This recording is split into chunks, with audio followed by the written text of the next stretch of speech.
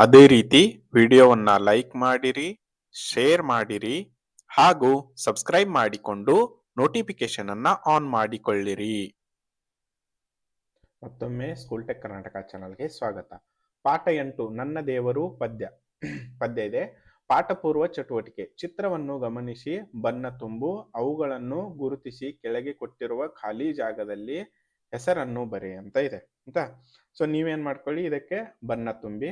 ಮೊದಲನೇದು ಪಕ್ಷಿಗಳು, ಎರಡನೇದು ಸೂರ್ಯ, ಮೂರನೇದು ಮನೆ, ನಾಲ್ಕನೇದು ಹೂವುಗಳು, ಐದನೇದು ಮರ.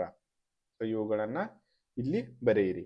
ಮೊದಲನೇದು ಪಕ್ಷಿಗಳು, ಎರಡನೇದು ಸೂರ್ಯ, ಮೂರನೇದು ಮನೆ, ನಾಲ್ಕನೇದು ಹೂವುಗಳು, ಐದನೇದು ಮರ.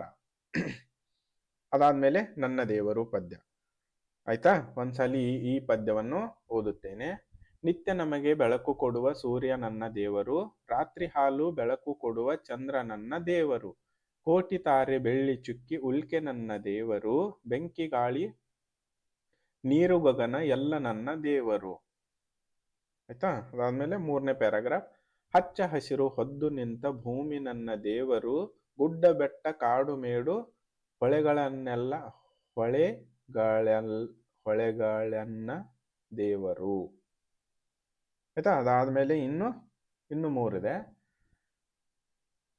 ಹೊಲದಿ ಬೆವರು ಸುರಿಸಿ ದುಡಿವ ರೈತ ನನ್ನ ದೇವರು, ದೇಶಕ್ಕಾಗಿ ಶ್ರಮಿಸುವ ಯೋಧ ನನ್ನ ದೇವರು, ತಂದೆ ತಾಯಿ ಬಂಧು ಬಳಗವೆಲ್ಲ ನನ್ನ ದೇವರು, ವಿದ್ಯೆ ಕಲಿಸಿ ಹಿತವ ನುಡಿವ ಗುರುಗಳೆನ್ನ ದೇವರು. ಆಯ್ತಾ. ನನ್ನ ದೇವರಿವರು ನಿತ್ಯ ನನಗೆ ಕಾಣುತ್ತಿರುವರು, ಶುದ್ಧ ಮನದಿ ಬೇಡಿದುದೆನು ನೀಡಿ ಪೊರೆಯುತ್ತಿರುವವರು. ಆಯ್ತಾ. ನೆಂಪು ನರಸಿಂಹ ಭಟ್ಟರು.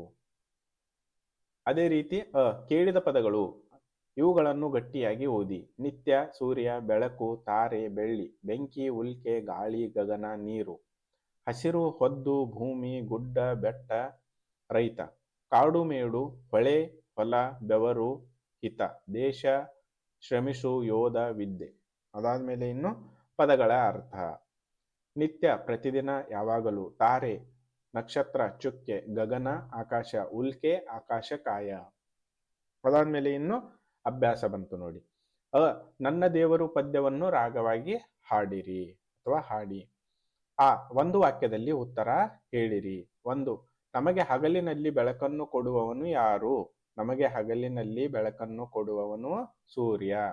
2. ರೈತ ಎಲ್ಲಿ ದುಡಿಯುತ್ತಾನೆ? ರೈತ ಹೊಲದಲ್ಲಿ ದುಡಿಯುತ್ತಾನೆ. 3. ಯೋಧ ಏತಕ್ಕಾಗಿ ಶ್ರಮಿಸುತ್ತಾನೆ? ಯೋಧ ದೇಶಕ್ಕಾಗಿ ಶ್ರಮಿಸುತ್ತಿದ್ದಾನೆ. ಅದೇ ರೀತಿ ಇನ್ನು ಈ ಪ್ರಶ್ನೆಗಳಿಗೆ ಒಂದು ವಾಕ್ಯದಲ್ಲಿ ಉತ್ತರಿಸಿ. 1. ರಾತ್ರಿ ವೇಳೆ ಬೆಳಕು ಕೊಡುವವನು ಯಾರು? ರಾತ್ರಿ ವೇಳೆ ಬೆಳಕು ಕೊಡುವವನು ಚಂದ್ರ. 2. ಭೂಮಿ ಏನನ್ನು ಹೊದ್ದು ನಿಂತಿದೆ? ಭೂಮಿ ಹಚ್ಚ ಹಸಿರು ಹೊದ್ದು ನಿಂತಿದೆ. 3. ವಿದ್ಯೆ ಕಲಿಸಿ ಯಾರು ಹಿತವ ನುಡಿದರು? ವಿದ್ಯೆ ಕಲಿಸಿ ಗುರುಗಳು ಹಿತವ ನುಡಿದರು.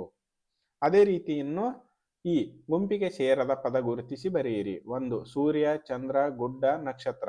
ಗುಡ್ಡ ಯಾಕಂದ್ರೆ ಅದು ನೆಲದ ಮೇಲೆ ಇರುತ್ತೆ, ಇವರೆಲ್ಲ ಆಕಾಶದಲ್ಲಿರ್ತಾರೆ. ಯಾರ್ಯಾರು? ಸೂರ್ಯ, ಚಂದ್ರ, ನಕ್ಷತ್ರ. 2. ಬೆಳಕು, ಗಾಳಿ, ನೀರು, ರೈತ. ಆಯ್ತಾ. ಇವು ರೈತ, ಅದರಲ್ಲಿ ಗುಂಪಿಗೆ ಸೇರದ ಪದ. ಅದಾದ್ಮೇಲೆ ಮಾದರಿಯಂತೆ ಪದ ಬರೆಯಿರಿ. ಮಾದರಿ: ಬೆಟ್ಟ, ಗುಡ್ಡ, ತಂದೆ ತಾಯಿ, ಕಾಡು ಮೇಡು ಆಗ್ಬೇಕು, ಕಾಡು ಮೇಡು. ಅದಾದ್ಮೇಲೆ ಬಂಧು ಬಳಗ.